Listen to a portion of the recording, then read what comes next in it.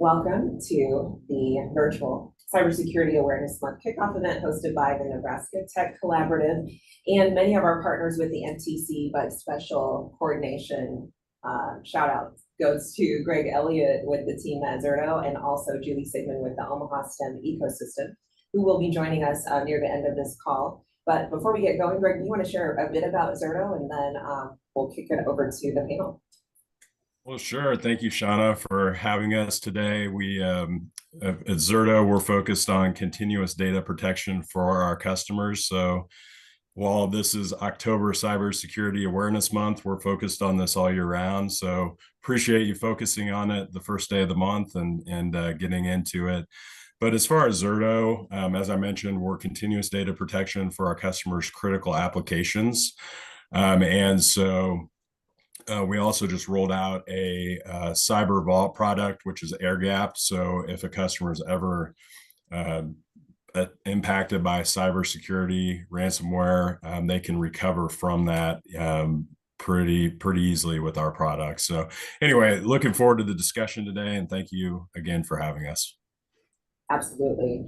Yes, we have a great panel here. So I know Dr. Gandhi will introduce them, but first I'm going to introduce him. So Dr. Gandhi is the Associate Dean for Research, Technology, and Facilities at the Charles W. and hopefully I got this right, Marge H. Durham. Is that right? Distinguished Professor of Cybersecurity at the University of Nebraska at Omaha. Briefly, we met at an event a couple months ago about supporting internships throughout Nebraska. And you all who don't know me know that I do this all the time where I'm like, you know what? With your role, you would be a great moderator for this conversation because you'll think of great follow-up questions that me as a tech adjacent individual would not come up with. So thank you again for offering to lead this conversation, and we'll kick it over to you. Thank you, Shauna. It is my pleasure to moderate this panel of really great cybersecurity experts from around the area who have gathered here today on this first day of October. And you know, I think it's a great idea to kick this off by hearing from the panel their perspectives on cybersecurity and the threats we face today to kick off the National Cybersecurity Awareness Month. So on this panel, we have today Ray Perry from Zerto, Amit Bakshi from Gallup, Brad Vogt from the Northeast Community College, Chris Vlashin from Election Systems and Software, and Adam Spanier from the University of Nebraska at Kearney. Now, in order to keep this panel discussion rolling, I asked that the panel members briefly share their role and their organization before they start to share their perspectives on the questions that I have for them today, so that we can limit the time and roll right into our discussions. Now, if I was to play a word association game, I don't think that anybody would be too surprised if cybersecurity and ransomware appeared as a pair. So my first question to the panel members is about that topic. In the last annual report that the FBI released, this is from the Internet Crime Complaint Center, there were close to 3,000 complaints related to ransomware, with an adjusted loss of over $60 million. So needless to say, this threat of ransomware is highly relevant for individuals and businesses. So my first question is, are there cybersecurity solutions that we should all pay attention to protect ourselves or even recover from ransomware attacks? So this is Ray. I'm a supporting engineer, so I've been in the technology industry for my entire working career, primarily as an engineer and an architect. When I start talking to organizations about being able to recover from ransomware, it really comes down to building a resiliency platform, right? Having copies of your data, multiple copies of your data is even better. And then when we start talking about businesses and institutions, I think it's critical for them to be able to really have access to that data and be able to validate and verify. So you need to be able to identify it, have it in multiple locations, and then be able to facilitate a methodology and business process to be able to get access to that data and put it back into production very quickly. The faster you can get it back into production, the less impact there is to the business or the individual as a whole. This helping you to reduce any kind of brand damage that may be associated with it from that perspective as well. Great, great, great suggestion there, Ray. I think it's important to talk about the importance of availability, right? If you have your data backed up, it's easy to restore. What can we talk about from a more proactive perspective? So, let's say, how can we even avoid being a victim to ransomware attacks? Hi, I'm Amit Bakshi, Director of Cybersecurity at Gallup. Pleased to meet everyone. Proactive measures have been around for a very long time. Some of the problems that we have seen with not only ransomware but other past viruses and worms and other kind of malware issues have stemmed from phishing attacks and credential thefts. Lack of cyber hygiene within the environment. So there's some user aspect, but there's also some internal IT challenges as the systems get more complex. Do you have antivirus installed everywhere? Modern EDR systems protect you from ransomware, but getting a grasp of your user training to protect yourself from phishing, and on the other side, protecting what has gone through the user defenses and protecting them from technical controls. That's another challenge. Those are the two proactive measures that are very much relevant still, and they were pretty much relevant 5, 6 years back, even before when ransomware became a thing. Hey, it's Chris Velashan. I'm the CISO for Election Systems and Software. We're an Omaha-based company that makes voting technology that's used in about 40 states. Our customers are state and local governments, county election officials. We strongly advocate, where possible, for micro-segmentation to be proactive prevention against ransomware. If an endpoint, if a user's laptop or desktop is compromised by ransomware, micro-segmentation can allow, if deployed correctly, can allow for the isolation of that infected endpoint very, very quickly. There's some automated tools on the market that help with that level of protection that we try to get our customers, state and local governments, who are oftentimes very resource constrained, unable to spend a lot of money on cyber protection, but a good network engineer can enable micro-segmentation. Secondarily, we recommend two-factor authentication anywhere and everywhere it's possible to prevent credential theft that might also result in ransomware. Back to you. Thank you for sharing those perspectives, Chris and Amit. We have talked a lot about technical solutions, but what about cyber insurance from a process or people perspective? What are your thoughts on the effectiveness of cyber insurance to make our businesses more resilient to ransomware type attacks? So I'll start off with saying that I think that cybersecurity insurance is critical, right? But the cybersecurity insurances are becoming more critical of what we perform and how we protect our environments, right? So we've got to be upheld to a higher standard, which I think is absolutely falls onto our responsibility bucket.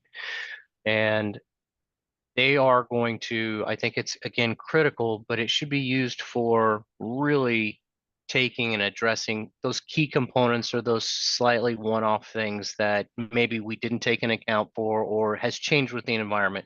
Technology has changed and evolved so quickly, so much over the last few years. There's going to be something that may get missed. So it should be held for that one-off and or the people process that is also impacted from a potential cybersecurity insurance, right? Utilizing the cybersecurity insurance and those factors, I think, are the most critical. It's still up to us to protect it and to make sure that we can have access and get that data back quickly, but use it strategically, right? Not just a blanket coverage from that perspective as well. Great advice, Ray. Yeah, I agree with that perspective. I think we can see cyber insurance as defense in depth strategy, where it is the reactive component when all else fails. It does not protect you from reputation damage. Once that damage is done, it's done. So it's very reactionary. It's getting more expensive over the years as breaches increase. Your cost of recovery might be a lot higher. So that's something to think about. And insurance companies expect all of these controls to be the best practices to be in place. So there's a cost of purchasing insurance before you start putting money into cyber insurance. There's a lot of controls you have to put in place. I would only add that cyber insurance is getting more and more expensive. 5 years ago, insurance carriers would send out a 3 or 4 page questionnaire that qualified you for a certain level of risk. Nowadays, it could be 50 pages or more, a deep dive into all the internal controls, because claims are going up and many organizations are suffering ransomware attacks. And as claims go up, premiums go up. So you just have to be ready for that sticker shock when you see it. Yeah, certainly a part of that cost benefit analysis, for sure. Great perspectives. What a wonderful panel we have here. Let's switch gears and talk about another item that could be on top of mind for a lot of folks who are listening to us, which is artificial intelligence. Now, artificial intelligence, like any other tool, can be used for good or can be used for bad. So I'd like to hear some thoughts and perspectives as to what AI-driven solutions will make the most significant difference for those protecting our cyber assets.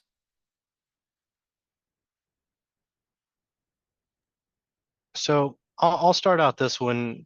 I think that AI is still very much a very broad terminology. So the way I look at it here is the best use is not quite AI.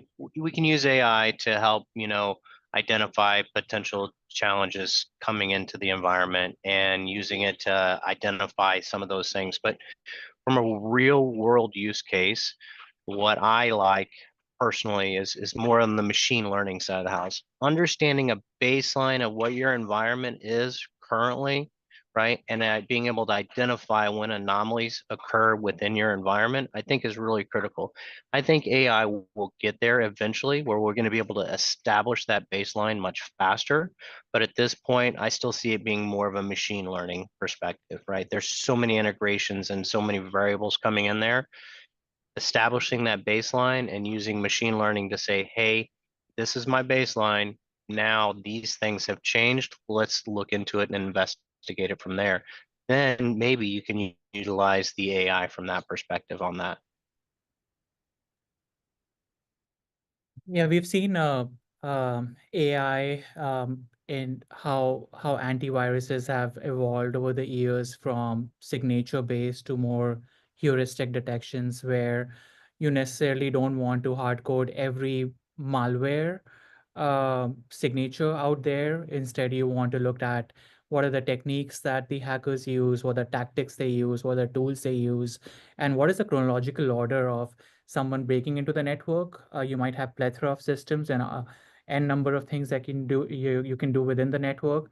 How can you piece those activities of someone malicious inside your network to create alerts and react to those alerts? So we have seen machine learning in play in existing tools right now. What I'm excited about is over the years, I think we will see many of these security tools being pushed to the end users, where we see LLMs right now in play, where people are asking more questions that they might be going to Google and they have to sift through 10 searches. Now they can get a very precise answer.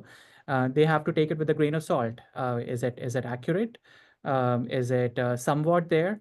Similarly, I think we're going to see security tools being pushed towards the user, where they will have a virtual help desk or a virtual cyber analyst at their fingertips to ask those kind of questions.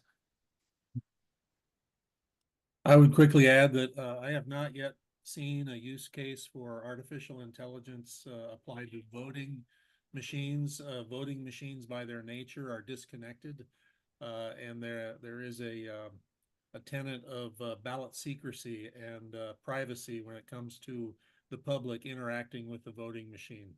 So you don't want a machine there analyzing voter actions and trying to predict what's next. But I am excited about AI and the use of software development, classifying and offering different software libraries to software developers. I believe it could be used to check for the quality and security of third-party libraries to assist in rapid software development. We find that the quicker we can develop and certify software, the faster it gets into the field. There may be a good application there.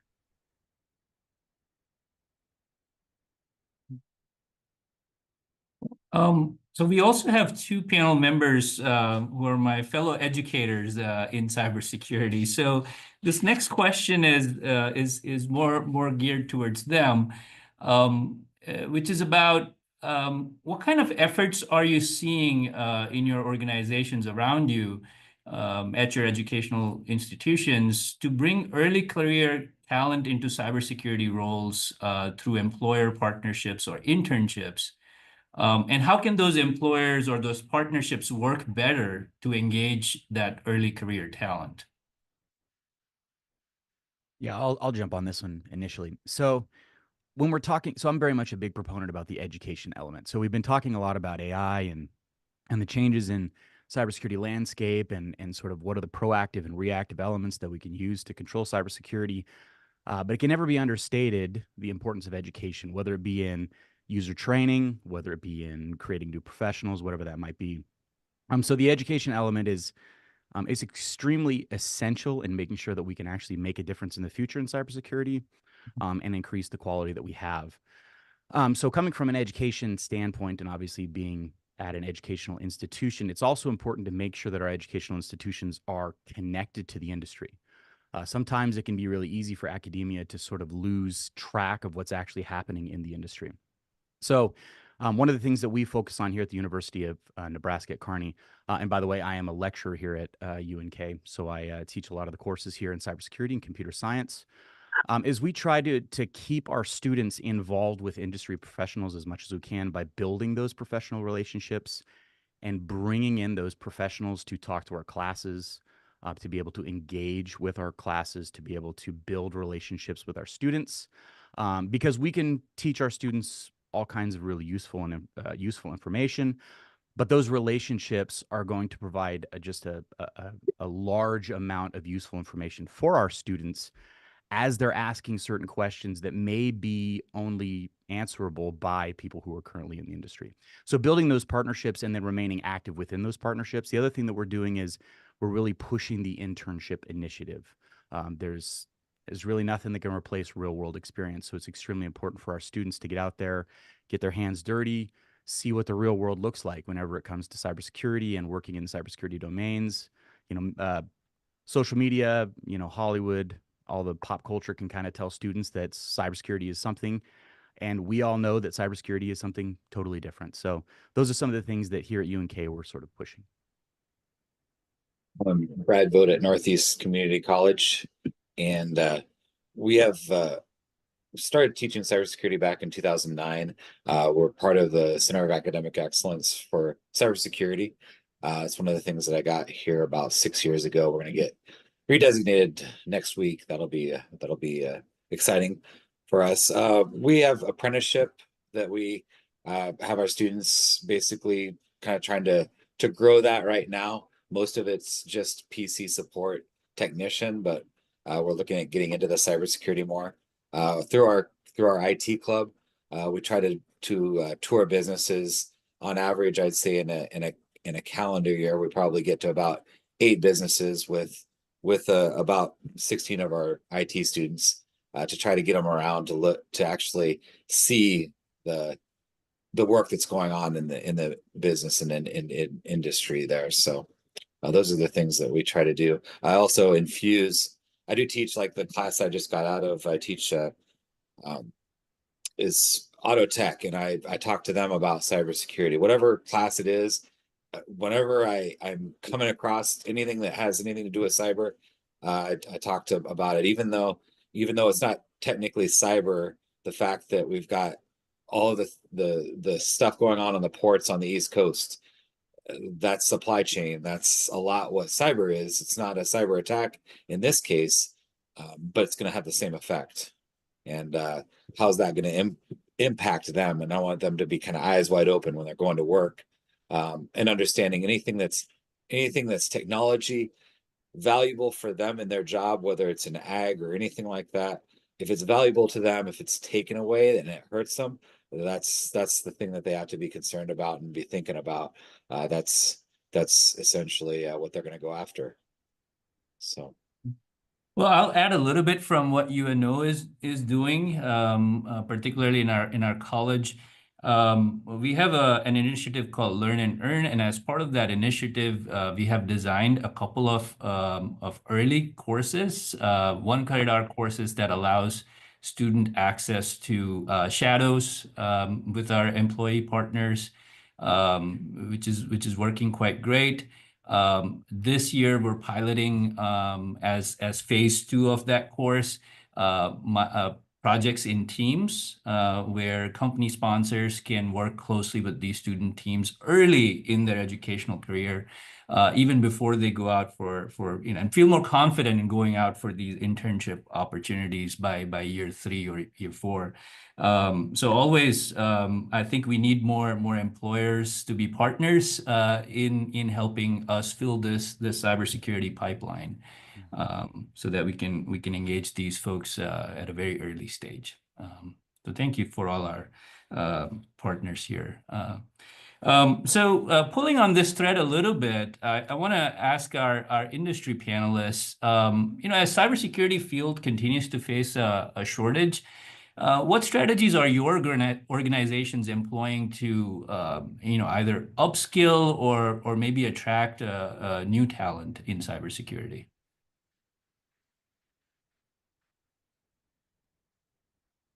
Well, this is Chris. I'll start. We advertise all over the country to try and attract talent to the Silicon Prairie here between Omaha, Kansas City, Des Moines, this area. There's a lot of competition for good cyber talent in this area with the big companies that are present in our city and small. And wages for quality cybersecurity people are going up. So we find that by advertising out to the coasts, championing the quality of life that is present here in eastern Nebraska, western Iowa, we are able to attract more applicants who we then screen and then invite in for interviews. The second thing we do is we have a very strong internship program. We work with the University of Nebraska campuses. We advertise our internships early. We have a great retention rate for people who come and try us out. Entry-level cybersecurity professionals want to know that they're going to be able to contribute right away, that they're going to be compensated fairly, and have fun while we're doing it. So those are 2 strategies that we use to try and attract cyber talent. Yes. I'll add a little bit to that. At Gallup as well, we do something similar where we advertise globally. We have a few cyber analysts in Europe, Berlin, and London. Internship program is very strong. We've had great luck with interns converting to full-time employees. So we have quite a few who have taken that path. And we have internship programs very early on. So someone could be in their first or second year of the university and they still apply for internship, and we get a lot of out from them and they get a lot of out from Gallup as well, just learning about what are the different things that we do, what are the career path that they have. It gives them a more perspective on what their long-term goals should be after graduation.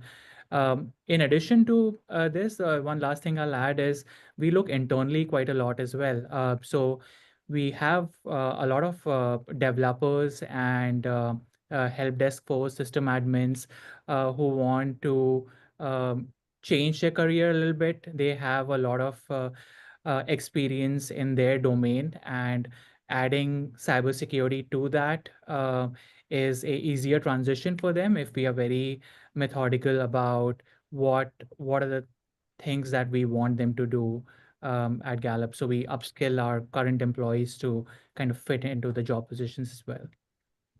And I know Adam could probably would agree with me on this, that typically students that do get those internships, we're pushing for them as well here at Northeast. They're leaders in the classroom, and they're kind of like that. You start talking about something, their eyes get big because like, well, that's what we're doing, and it's nice to have that within the classroom infused with always having a sprinkling at least of some of those, having those internships going. It kind of makes everybody a little bit more serious in that classroom. There's also a really good connection between the intern students that come back to the classroom and the knowledge acquisition they have. So they bring in a lot of really useful bits and pieces to us as educators, because they get to spend a lot of time out in those internship positions with the industry professionals, learning technologies that may be cutting edge or maybe brand new, that we in academia may not know about. So I've had students come back and say, have you heard about this? So we use this and we do this, which is really useful for me because then I can dig in a little bit, find that information out, and incorporate that into the curriculum if necessary. So it's a great endpoint for us as educators to remain relevant to the students that we're teaching. And so increasing those internships is extremely important for not only the companies, but also the educational institutions, because then we can begin to produce students that are ready to get to work when they get out there. Great perspectives. Thank you all for sharing that. Looking at the time, I think I need to maybe wrap up the panel very quickly here, but I'd encourage the panel members to actually share one parting thought with the audience here, in particularly related to how you maybe protect your own personal accounts and networks, and what would you like the audience to take away from this discussion? Adam, maybe I'll start with you. Well, for me, I'm obviously an educator. I'm really big on user training. I'm big on education.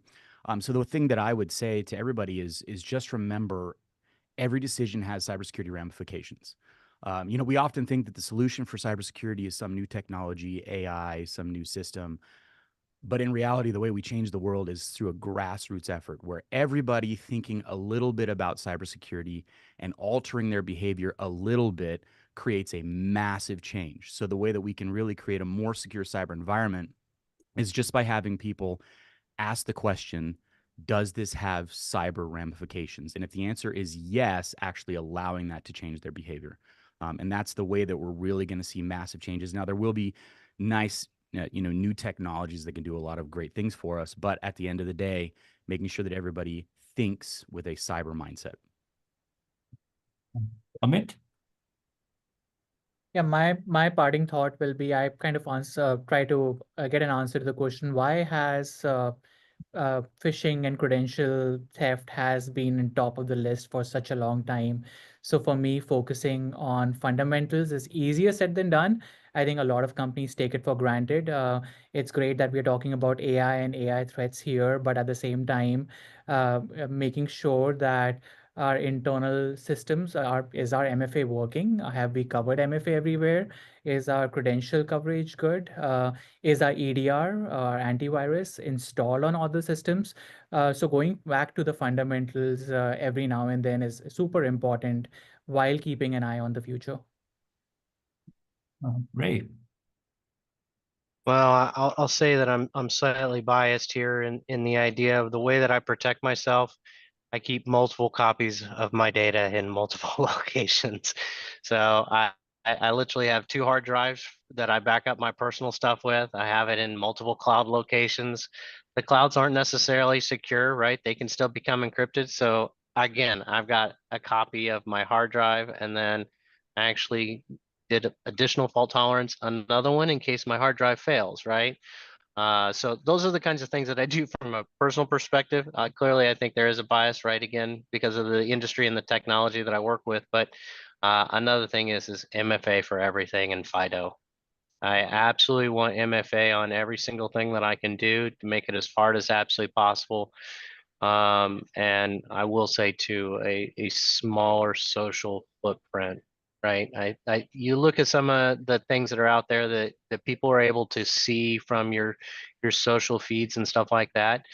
It's kind of scary. So I'm really kind of restrictive on what I have out there from the social footprint as well. Thank you, Brad. Very quickly, and then Chris.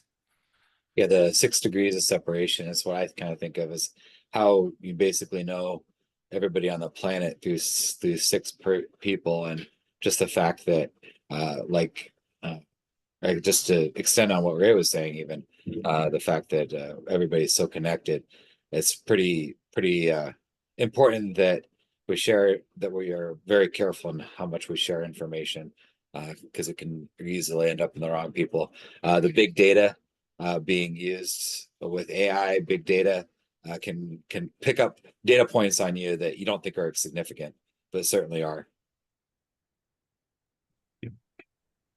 Chris? My parting shot is that as this group knows, cyber bad actors are getting better every day.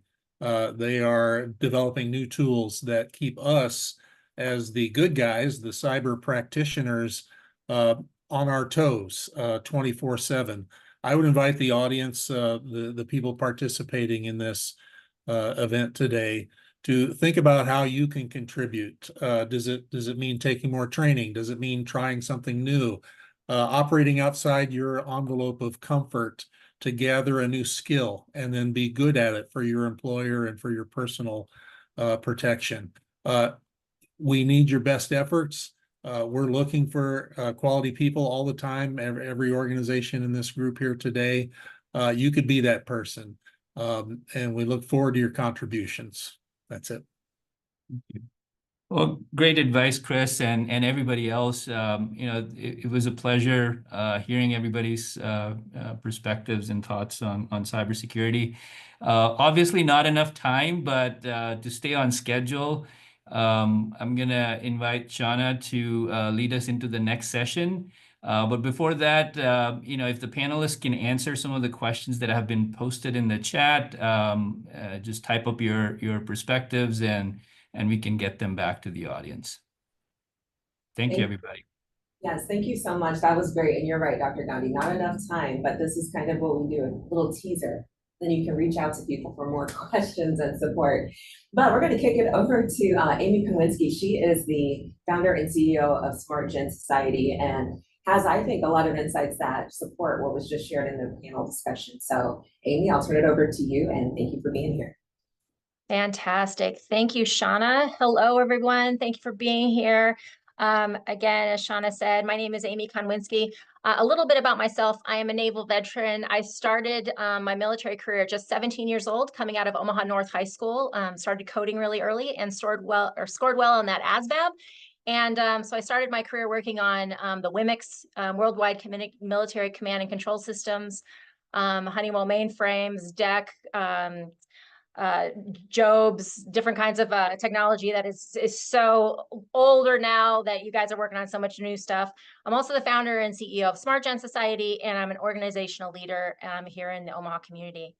I want to tell you a little bit about Smart Gen Society. We are all about fostering open and honest communication between all community members, and that really is to protect your privacy, security, and your mental health of all our digital users.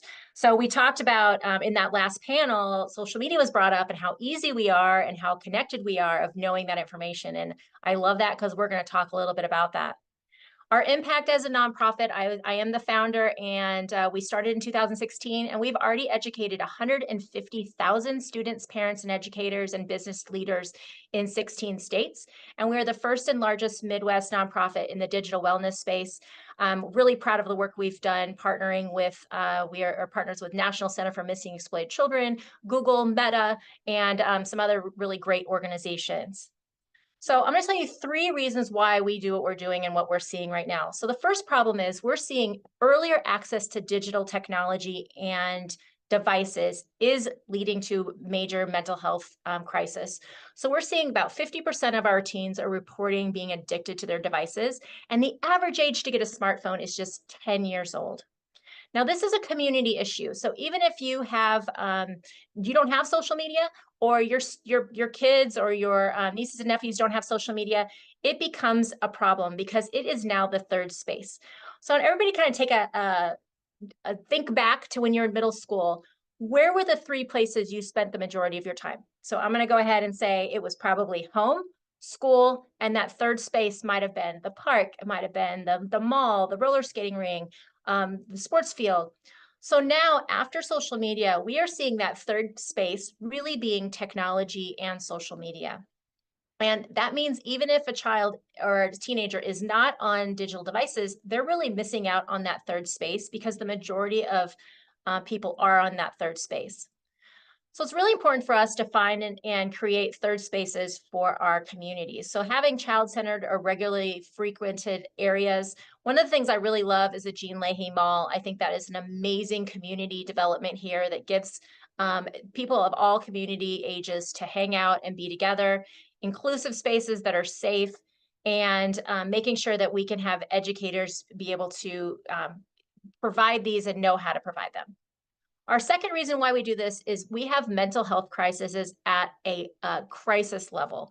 So we're seeing the height of anxiety, depression, suicidal ideation, the highest it's ever been. And finally, that third reason is we have an just reasonable amount of online exploitation. So we have seen that skyrocket, especially since COVID. More of our students are on social media, and we see the reports becoming higher and higher of online sextortion. We're going to talk about a few of these things, cyberbullying, and some other things. So what we do as an organization is we provide proactive education. We go into school districts, communities. We go and talk with all the stakeholders, students, parents, educators, and we also go to businesses and talk to your community about how your business members are safe on social media and remaining safe, private, and on brand on their social media. So we're going to talk about today is 3 areas. It's a very short presentation, but I think it's going to give you a good idea of what we do and give you some good things to think about. So we're going to look at a snapshot of the digital world, how we are connected. Somebody mentioned that 6 degrees, that 6 degrees of Kevin Bacon. We are in Omaha, a 1-degree community. Everybody's connected. That impact of social media, and finally, how do we promote healthy use? So let's look at this snapshot of our digital world. Now, when we start to use devices, and we are a proactive education company, which we take, devices are a neutral tool. They can be positive and they can be negative. So we like to keep them as positive whenever possible. But the fact that social media exists costs us something. It costs us our data, it costs us our privacy and our mental health. So those are some of the negative aspects. The other thing is that connectiveness. It allows us to communicate with each other, to family members that aren't in the area. And those are really important, but is it worth the amount of data, privacy, and mental health that we're seeing? So let's look at this data cost. Each of us that have at least one social media account, those companies know about 700 data points on this. So each of those data points are being used, being sold into marketers, and that is a multi-billion-dollar business, from anything from your name, your kid's name, where they go to school, where you work, how you get there, what's your political affiliation. All those data points are pulled out, they're used for advertisers, sold, and then sold to sell you more things and items. Next is our privacy. Now, especially when we have multi social media platforms that we are participating in, it's your username. Is your username your first and last name? If it is, you're one of the easiest people to find on social media and find online. It's the amount of our socials that are attached to our home address, or uploading a picture with HTML, your actual address on it. We're going to talk a little bit about a couple of these social medias that we're using, but one of them is Snapchat. So specifically Snapchat, which is one of the 3 most popular social media platforms in the United States, especially for teenagers. Snapchat is tracking your location and selling it to their marketers. It's part of their agreement when you say, yes, I'm going to use Snapchat. But if you don't have your ghost mode turned on, Snapchat, you're not only sharing with Snapchat, but all the users in that universe that you are friends with can see your location. And just for $3.99 a month, they can pay to see where your ghost trails are. So this becomes a really big privacy issue when not only corporations, but individuals can tell where we've been and where we're spending our time. And then finally, it's the information that we put on our bios, whether that's where we work, where our kids play sports, where we vacation, are we on vacation? And all of those things are multi-points to really give up some of that privacy. And then finally, the cost is mental health. Now, studies have been showing that if we're spending more than 3 hours a day engaging in our handheld device, it can lead to 3 things, especially for children and teens. First is lack of exercise. Second is lack of one-on-one connection, because unfortunately, how amazing this is, it's not the same if we were sitting together in the same room and making eye contact. And then finally, the lack of sleep. Think about how many times you as an individual put your phone next to your bed and then you hear that ding, or you wake up middle of the night and you look at it. Those are really affecting our sleep, and that's affecting our social wellness. So really quickly, anxiety and depression are at an all-time high. So social media higher risk of social media use is tied to feeling lonely and isolated, which I find very ironic. Feelings of missing out, that FOMO, body image, the inability to sit and be socially awkward. That's what we used to call being bored.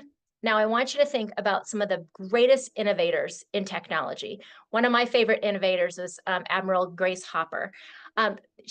She spent time sitting and really ideating and thinking of technology. We are creating an entire generation of kids that cannot be distracted for more than 5 seconds. They need to pick up their phone and look at it. And sometimes we can be just as guilty of that. Next is depression. Higher social media use is tied to depressions, again, that feeling of loneliness and suicidal ideation. So some things to look for when we're looking through that technology and how we're feeling with mental health. Is there a change in behavior? Are you rejecting family and friends in favor of spending more time online? Not wanting to give up access to your passwords or devices. That's especially for kids and their parents. Getting upset when online is not available. And then finally, minimizing the screen and then seeing things or red flags from your children if they're receiving and making calls to unknown numbers, or having unexplained access or money to money and gift cards, or receiving unknown packages. So some of the impact, what we're seeing right now, and when we talk to audiences, really we're talking about safety, privacy, and their digital brand. This allows us to be able to do this to get them to critically think about technology and how they're using it as a consumer and what information they're putting out there. So when we talk about the words digital brand, what we mean is every single thing that you post, follow, like, tweet, retweet, becomes your digital brand. And that really affects customers, it affects your employees and businesses, because if they have listed at, on Facebook that they work at Farm Credit Services, and then they go off brand and they put something hateful online, it reflects poorly upon your organization. So the bottom line of social media, and I think this is where a lot of community members really kind of get lost, is when they're giving that first device at 5 years old. 56% of 5-year-olds now have their own first personal device, or they're giving that first phone at 10 years old. They're allowing those students and their kids to get straight to social media, because that's obviously the next thing. You have this smartphone, so what next? Social media is not for kids. The internet was not made for children. Social media is legally, they're supposed to be 13 years of age based on our COPPA laws, the Children's Online Privacy and Protection Act. And now we're having that updated with COSA, the Children's Online Safety Act. So knowing that as parents, like, social media is just not an entertainment, it's not for kids. Next, There's no privacy in social media. We give up the expectation of right of privacy when we post things on digital devices, whether that's a text message, a snap, or a post that you make on X. Somebody is going to see it even if you delete it. And that third area, making sure that you know that social media is forever. Anybody can get a screenshot, and it can affect your employee relationship with your corporation. It can be involved with if you get a security clearance, and it could actually get you some pretty big trouble if you're doing some other things.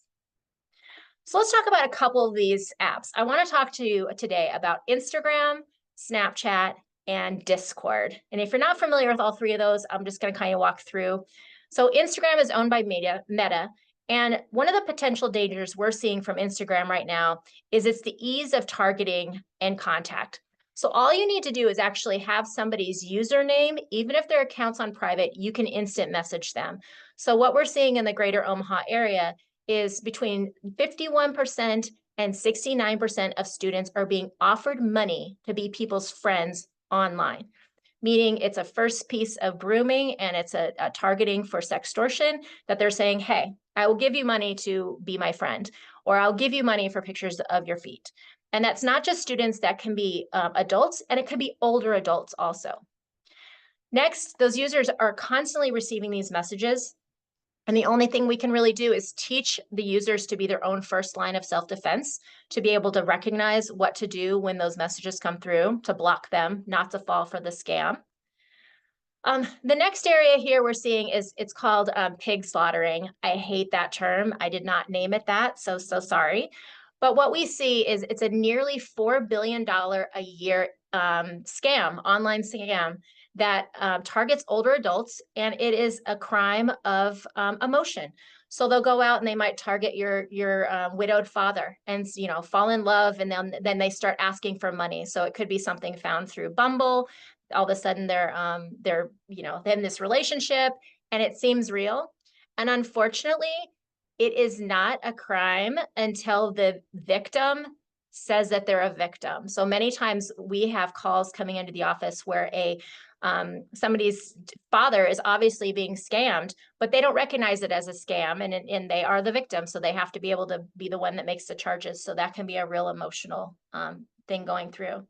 And then finally, the largest area that we're seeing in that cyber world is financial sextortion. And I know Special Agent is going to talk about that next, about kind of what's happening on that. But I do want to let you know, historically in the past, sextortion has been a crime motivated by sexual desire. And now what we're seeing with financial distortion, the victims are actually targeting males between the ages of 14 to 17. They might go on to again, a dating site, send a picture, a nude, and they'll ask to receive a nude picture back. As soon as they have that, they'll start extorting them for money. They'll ask for money. They'll ask for gift cards. And unfortunately, with these situations, it's heading directly to some pretty problematic behavior by the victims of suicidal ideation or self-harm. So what we need to do, again, is really teach students that these are scams and not to send those images and pictures, and to make sure that they have an open relationship to come and talk to their trusted adult and report if these things have happened. Now, really quickly, I want to show you that ease of contact on Instagram. So how easy is it to go on Instagram, like a page, you're following a certain thing, you just look and see who's commented, you target somebody, you go to see that their account's private, you pop up and send them an instant message. So this is definitely a flaw that they have not protected children against, that you could just send messages to anyone. Next, Snapchat. So many of you maybe have experienced this, but Snapchat is kind of the bane of existence for many adults. We are living in a society that has been normalized to share intimate pictures, but what we're seeing is more and more younger people are sharing those intimate pictures, and they might trust somebody, or they might be exploited, coerced into sharing those pictures in Snapchat. So what we really need everybody to understand is anything sent over any digital media can be screen recorded. It can be hacked into, especially the My Eyes Only. So students, Snapchat came up with this device and say you can hide things on the cloud in Snapchat. and it's called My Eyes Only. So students really believe that they're the only ones that can see this, not knowing that that can be hacked into. So making sure that students not only have their ghost mode turned on, which is turning off that location service, but also making sure that all content is traceable. Many times, this is a sextortion crime. The FBI can subpoena the Snapchat records to find that those posts because they go away. They don't ever really go away. And then finally, I want to bring to your attention Discord. So Discord has its place. It has its place for adults, but it is not for kids. We suggest Discord not be appropriate for anybody under 16. And it's because it has a very extremely high rate of sexual exploitation. And one of the problems with Discord is it allows live video streaming, live audio streaming, and you can link pictures. You can have, links to different viruses, different things. But anybody on a certain server has access to everybody else on that server. So PewDiePie, which is a really popular creator for teenagers, especially teenage boys, he has over 1 million people on his server. So if your 13-year-old joins that server, all 1 million of those people have access to that server, unless you have the security set up properly, and very few people do. Also, you can get to that through a URL, so it's not just the device on your smart screen, but it's also through the computer. All right, so what can we do? So this is not only for children, but this is for also adults. Your usernames should never be your kids' usernames, or your username should not be, your username if you want to be somewhat incognito, which really there's no such thing. We are like beyond that. There's no privacy. All the accounts should be set to private, but especially teen accounts. And location services should be disabled within the account, not within the device. So we want parents to be able to use them Find My iPhone, Life 360 if they choose to. But within that Snapchat, within that Instagram, we want to shut that location off so other users can't locate and find ourselves or our kids. So some things we can do to promote healthy and safe areas is living by your values. Be really mindful with following engaging people online. I know since 2016, it is getting really negative online, and we need to really be able to follow like what is bringing us up and what is bringing us down. And I think we can all agree, social media can be very negative. And so if it's something that you find that it brings you down, delete it, unfollow it, block it. Do not be feeding into those energy vampires that are out there trying to get our attention and make us mad, those trolls. And figure who you want to be and be authentic to it. We really want to be able to model who we are by our values and how we're spending our time online and being really consistent. With family digital wellness, we suggest using the things that are on the iOS. Use screen time for your iPhone, use digital wellness for your Android. Knowing social media, again, is not for kids. And if you have a child and you've given them, or a teen, you've given them this phone, it's your phone. You give it to them. It is a privilege for them to use. You have the right to see what's happening on that phone. And then the last thing I really want to talk about before we go into kind of talking a little bit more about exploitation, sextortion, is oversharing. Now, this is something that's coming up a lot where parents are shaming or embarrassing their children on social media. And it might not even be embarrassing. It might just be too much information. How many of you, kind of use your little hand feature there, how many of you on your socials this year saw somebody post, my first grader started at St. Stephen's this year. She's in room 14 and she's going to be there from blah, blah, blah, right? Like way too much information about our kids and where they go to school and what grades they're in. So being really mindful for parents to be careful what pictures and content, because we are creating our digital footprints for our kids. And I'm a big believer in, if your child understands what a phone is and they know what a picture is at about age 4, they understand what they're doing, they should be able to give consent if they want their picture on your social media. And I'm quite serious. If you take a picture of your 4-year-old and you say, hey, is it okay if I post this on Facebook for grandma and grandpa? And if they say no, I want you to honor that, because you're teaching children consent and bodily autonomy in a really easy manner with images and likeness online. And when the conversation gets harder later, you're going to be ready for those conversations. Now, the last thing I want to talk about here is exploitation. And 3 things to remember. As a nonprofit here, we do work with families, helping them report. We are the partners of National Center for Missing and Exploited Children. Some things to remember. It is never a minor's fault if they are exploited online. They were harassed, they were coerced, they were tricked into sending images. No 12-year-old wakes up and says, I'm going to take a nude today and send it online. And parents aren't to blame if a child is exploited or makes a 30-second bad decision. This is really important because many parents are embarrassed and they don't want to report it because they don't want their devices taken away. They don't want it to look bad on their family. But really, we need more of these things reported so we can go after those predators. And finally, open communication and trust are needed to restore digital wellness. If a child has been exploited online, devices are not going to go away. They're not going to live in a brand new world where devices don't exist. So we need to up the game on communication because it's definitely something that needs to be addressed. So online exploitation, what it looks like and what it is. So we're seeing extortion. So that might be image extortion. If somebody gets an image from any individual and they have that image, they can say, if you don't send me more images, I'm going to put this on social media and I'm going to embarrass you. I'm going to ruin your life. And that could be that image exploitation, non-consensual sharing of images. That's very often intimate sharing between partners. And then that partner decides to go and share that image or show other people.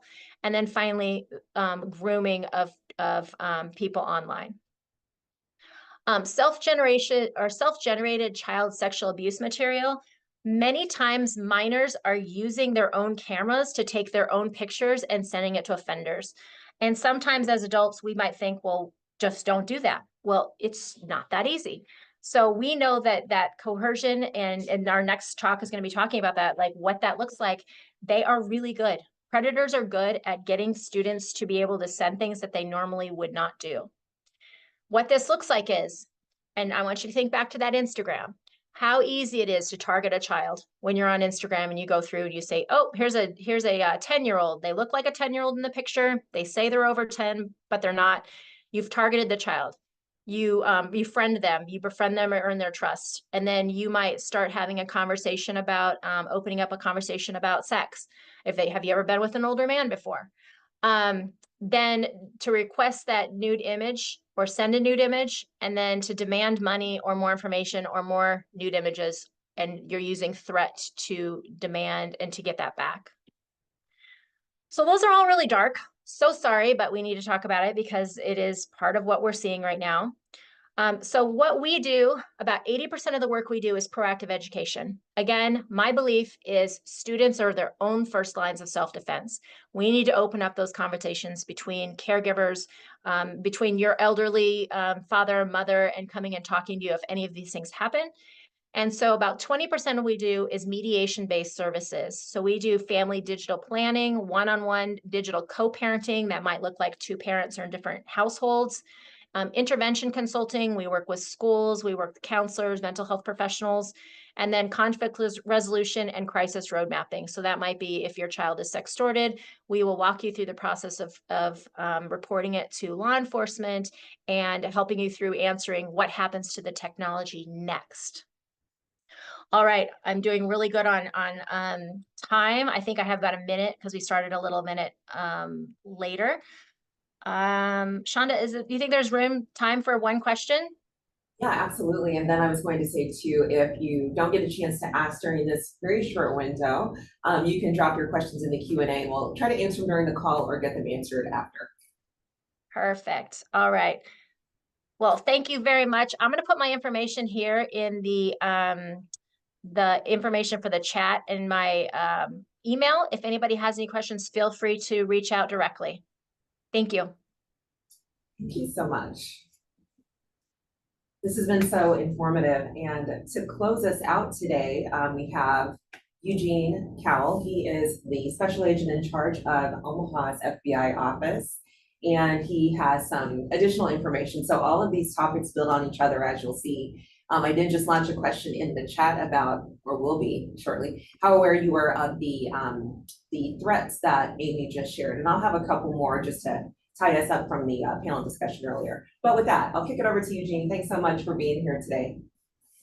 Of course, Shauna, thanks for having me. Can you hear me okay? Yeah. Everyone, good to see you online. Chris, good to see you online as well. So I want to talk a little bit about the FBI's mission overall, so you kind of understand what we do, and then a little bit about what we're doing in the cyber arena. Some of you may have worked with us before. Some of you might not have much background with the FBI, so feel free to type in questions into the chat or ask questions at the end. But in the FBI, our mission is twofold. It's really simple. We protect the American people and we uphold the Constitution. Now, how we do that and the ways we do that, I think is really quite interesting and what I'd like to talk with you about. But for over 115 years, we have stood shoulder to shoulder with state, local, federal law enforcement to fight whatever the major criminal or national security threat is of the day. And that's true in the cyber arena as much as anything else.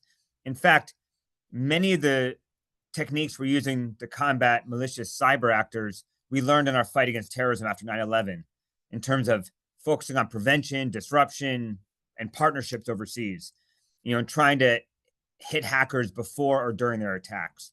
So I'll tell you a little bit about the FBI. So the FBI has 55 main field offices. Omaha is one of them. From here in Omaha, we oversee all FBI investigations across Nebraska and Iowa. And we have other offices spread throughout the two states. So in Nebraska, we also have an office in Lincoln, Grand Island, and North Platte. And if you only take away one thing from this talk, if you only remember one thing from our conversation today, it's that we do nothing alone. I mean, you might have seen those sort of movies from, the 80s or 90s, right? Where the local police are on a scene and the FBI drives up and says, hey, we're taking this over. I don't know if that ever really happened. All I can tell you is that would never happen today. Like, we would never drive up and take over a crime scene. Everything we do is in partnership. And in fact, if you were to walk around the halls of our office and go to our different squad areas, like, you would be hard pressed to know who is an FBI agent, who's with Omaha Police Department, who's with the State Patrol, who's with Sarpy County, who's with the Sheriff's Department in Douglas County. We all work together in a variety of task forces. So I think one thing that sets the FBI apart from some other federal agencies is we have rather unique authorities.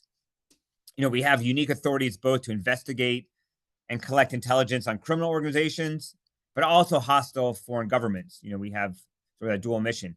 We have Title 18 authority, which is general criminal authority. We have Title 21 authority, which is to investigate drug crimes, which is what DA also has. We also have Title 50 authority as a member of the intelligence community. And why is that important? Well, it's because in the cyber arena, what we often see is that it's a blended threat. There's often not a bright line between where cyber criminal activity ends and where nation state activity occurs. I used to talk about the cyber threat as two different ones. I used to say, well, we have the criminal actors who are doing the ransomware schemes and other frauds, to make money. And then we have the nation states. There's Russia, Iran, North Korea, People's Republic of China, who have goals either to steal information or to destabilize our infrastructure. And now we're seeing it's a blended threat. We see there are criminal groups who will conduct attacks on behalf of the government of Russia. And then we see, for instance, in China, which employs more hackers than any other government in the world combined, we see a lot of those hackers, when they're not working for the government, doing their own criminal schemes at night. So, our number one priority in the FBI, of course, remains terrorism, both international terrorism and domestic terrorism. And we have sort of a joint terrorism task force here in Omaha and throughout Iowa and Nebraska focused on those threats. Our second priority, which does impact the cyber threat, is counterintelligence. And we used to never talk about this. Even when I joined the Bureau, it wasn't something we talked a lot about. And now we've become very, I think, vocal about that threat. And what is that? That's the threat from foreign entities to conduct malign foreign influence operations, to conduct espionage, and to conduct activities in the U.S. that can impact our national security, to include stealing our data and our innovation. In our area, Nebraska and Iowa, we're particularly focused on the threat from the People's Republic of China, stealing our critical data, stealing our innovation. You know, if you research what the People's Republic of China is focused on doing, you know, they put out a plan of how they want to become the world's #1 superpower, and really is a lot one of the I say an existential threat at some point to the United States. And one way they've been doing that is what we've described as the largest scale theft in the history of the world, just stealing American ideas, innovation, and data for their own purposes. And we see that it's something we're very focused on right here in Nebraska. You know, one of the major industries in Nebraska, I don't, many of you may know or may work in, is agriculture, right? Nebraska is one of the leading producers of corn, of cattle, basically food, feed, and biofuel, which powers both our economy and we think is a fundamental part of our national security. You know, it's one of the 15 segments of critical infrastructure in our country that we would say, you know, if it's harmed, it actually imposes a significant risk on national security, public health, and many other things. If you look at the government of China, the issue they have is they have 22% of the world's population, but only about 6% of the world's arable land. So for them, it's also a national security issue in terms of growing enough food and feed for their people and for their animals. And so anything that they can steal from us to use in their own economy, they will. You know, one of the reasons we're such a leader in this arena here is because of the technological innovations we've developed in agriculture and the data we have. And many of you are, if you're in the agricultural industry, you would know this, that almost everything we use on a farm now is connected to the cloud, whether from precision agriculture, whether measuring the moisture content in the soil, from measuring what's happening in the feedlots, and all of that data can be stolen. We've also seen recently, about 3 months ago, we announced a takedown of this malware. We call it the Volt Typhoon hacker group, but basically hackers on behalf of the government of China who had seeded malware in a lot of segments of US critical infrastructure, whether the energy grid, transportation, communication networks, even sewage treatment centers. And that malware was not there to steal money or even to steal our technology. You know, that malware is there. So there's a time of conflict between the United States and People's Republic of China. China wants the ability to impose consequences on the American civilian population, whether by cutting off our access to clean water, food, fuel, and transportation. So this is a major threat that we're focused on in the cyber arena. And I'll also talk about, I'll go back to cyber, but I also want to say, you know, our fourth, cyber is our #3 priority in the Bureau, but it affects every program. And then our #4 program is criminal, right? And, you know, I really appreciated Amy's talk right before mine. For over a century, we've stood shoulder to shoulder with local law enforcement fighting, as I said, whatever the crime problem is. And increasingly, we're seeing a lot of the crime is moving into the online arena, whether it's in the arena of gangs, drug trafficking, crimes against children, human trafficking, civil rights, hate crimes. So much of what the Bureau works now and investigates has an element that happens in the cyber and online arena. And we've seen an explosion in cyber-related frauds. Just last year, if you look at the stats for 2023, there are $40 million reported losses from Nebraska citizens for online schemes. And I think 60 million in Iowa. And that's just what we know about. You know, many people don't report being the victim of one of these online schemes. And so we're doing a big campaign now to tell people just to take a beat, right? If you get an offer online, if you get a solicitation online, if someone from the government is reaching out to you, whatever it is, if it's not expected and someone's asking you for money or personal information, it very well could be a scam or a fraud. Take a minute before you respond. You know, what the hackers are, what the online criminals are trying to do is create this sense of urgency and create this sort of emotional response where you feel like you have to take action quickly, whether out of fear or out of excitement to take advantage of an opportunity. The last thing they want is for you to go talk to someone else or independently verify, you know, what the scam is. One thing I'll throw out there for you is we encourage that if you or someone in your family has been the victim of an online scam or crime or a business email compromise scam, you know, when we say business email compromise, what that is when, let's say you're a bank or, you know, about to wire money to another individual. And then you get an email in the transaction saying, oh, we've changed our routing number, actually send it to this routing number. So you wire the money, and it turns out that that was a fraudulent email you sent to the wrong account. If people are the victim of these kinds of scams where they've lost money, we can often help seize and recover the funds and return them to the victim if we know about it soon enough. Sometimes we won't hear about it for weeks or months, but if we can hear about something rather quickly, there's many things we can do, even if it involves cryptocurrency, to try to track the transaction, seize the funds, and get them back to the victim. So I can tell you a little bit more about cyber. Wherever you live in Nebraska, the cyber threat to our businesses, our farms, our individuals, it's really increasing exponentially. It's hitting a wider variety of victims and carrying the potential for greater damage than ever before. So there's a couple of things we're doing. One, we're trying to proactively work with companies and organizations in Nebraska by engage with victims after an event. And then, of course, 3, impose risks and consequences on our cyber adversaries.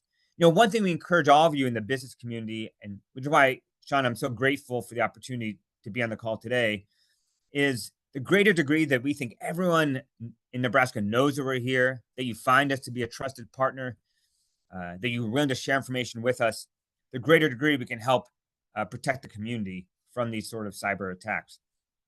So we encourage all of you, if you're in the business community, have some relationship with the FBI before an attack occurs. Do some research before an attack occurs of how you could reach out to us. And if you do suffer from an intrusion, or you find malware, or is subject to a ransomware attack, we want you to know that when you call us, we treat you as a victim. We don't come in with 10 blacked out Suburbans and take servers as evidence. We respond typically however you want us to respond. If you want us on site, helping to go through logs, trying to attribute where this attack came from, we'll do that. If you want us off site, but working through your general counsel, we'll do that as well. If you want us to publicly acknowledge that we're supporting you in this, we will. If you don't want us to say anything, we won't. Our main goal is both to help get you as a business whole again, help protect that segment of critical infrastructure, and as I said, impose some sort of risk and consequences on our cyber adversary. So how do we do that? What's our strategy for that? It's multifaceted. First thing we try to do is take aim at the actors committing these attacks. And one big way we do that is we work with our foreign partners. When I joined the FBI, I guess I probably joined, I wanted to investigate gangs and organized crime and public corruption here in the US. And I really didn't know that the FBI had such a big footprint overseas. And I found myself traveling throughout my career to Belgium, to Spain, to El Salvador, to Afghanistan, to Iraq, to India, a variety of places in furtherance of the FBI's criminal and counterterrorism mission. I spent quite a bit of time overseas. And what I've learned is the FBI actually has a very robust footprint overseas. Why? Because we learned a long time ago that if we're going to fight cyber criminals, if we're going to go after child predators, if we're going to catch fugitives, if we want to stop the flow of fentanyl into our communities here, whatever the violation is, we can't do that just by waiting at our border. We have to have this robust forward-leaning presence overseas. And so in about 70 countries, we have agents and analysts sitting side by side in those countries, working with local law enforcement and intelligence agencies. And so in the cyber arena, that's especially powerful because working with our foreign partners, we're able to identify often who's responsible for an attack and hit them with every lawful tool we can. Sometimes that means we'll relentlessly pursue extradition back to the US to face justice here. And we've done that. We've done that quite a bit here in Omaha. Is brought back very major. In fact, one time a top 10 cyber actor who was indicted here in Omaha, and we brought them back here to the US to face their charges. If we can't extradite them, or if that's not an option, then we want to arm our partners overseas in other countries with the evidence they need to arrest and prosecute them abroad. 2, the second thing we're doing, and it's not just going after the individual actors or groups, but really targeting their technical infrastructure, by seizing or disabling their servers and their botnets, their domains, whatever we can to disrupt their operations. And then 3rd, we're going after them where it hurts, we're really going after their money. We can trace many virtual currency transactions back to the source. And where we can, as I said, we want to seize those funds, shut down those illicit currency exchanges, and get the funds back to any victims here in the US. So we stand ready here in Nebraska, if there's a cyber incident anywhere in the state, to have computer scientists, agents, analysts respond pretty quickly in any way we can to help mitigate the attack and identify and attribute where the attack came from. So those are some sort of overall themes in sort of what we do. The main thing I would say is, if there's a bottom line is, I assume all of you are on this call because you're focused in the cyber arena and already have some knowledge on it. There's a lot of resources out there in terms of how you can protect yourself, whether it's multi-factor authentication, shutting down remote access ports, having air-gap backups, and there's a lot out there, and you can research that yourself. The main thing that I would say is have us in your Rolodex. I guess most of you probably are not using Rolodexes, but have us in your phone to call us if you have questions, or we can help you prepare, or if there is an incident. Because we find that early engagement is really critical to success. I would say, like, the cyber threat, it's evolved a lot over the past 20 years. I look at our cases, even in the criminal arena. I think of like a case we had 20 years ago, a bank robber, right? How many things could we even have gone search warrants for? Their house, their car, maybe a safety deposit box. That's about it. And now we think of sort of a relatively simple case like a bank robbery. We might have, 20 things we want to get into, from email accounts to GPS to phone to vehicle telematics, a whole host of things we might need to gather evidence to build this case. And so the FBI is really working to be on the forefront of both obtaining and exploiting digital evidence to help gather evidence and intelligence to help our cases. One challenge we've encountered is what we call the lawful access challenge. A lot of the, I know Amy mentioned a lot of different sites people are on, and sometimes we're losing our ability, even if we had a court order, a warrant signed by a judge or probable cause, we're often losing the ability, even with that court order, to gain access to evidence or intelligence we might need to help solve a crime or prevent future crimes. So it's something we're really working on with the industry to come up with technical solutions to help us keep moving forward, to keep the community safe while upholding the Constitution and protecting people's privacy. So I can stop a little bit for questions if you have any. Let me go to the chat and see if there are any there yet. But if you have any questions, please feel free to type them in. Awesome, this is great. I'm learning so much today. We appreciate you being here. And yeah, any questions, please feel free to drop them in the chat. For now, I'm going to invite Julie Sigmund to come back on with us. She's with Omaha STEM Ecosystem.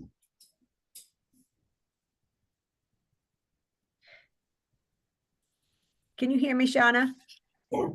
Okay, my picture isn't coming, but that's okay. I'll just talk.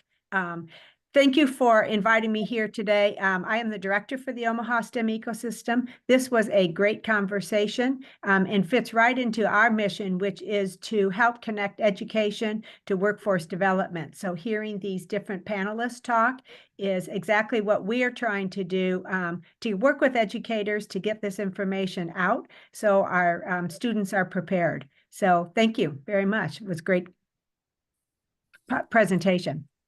Absolutely. Thanks for being here. And Eugene, any final words for the group? It looks like there aren't any. The final words I have, if any of this is interesting to you, there's a lot of opportunities for engagement with us.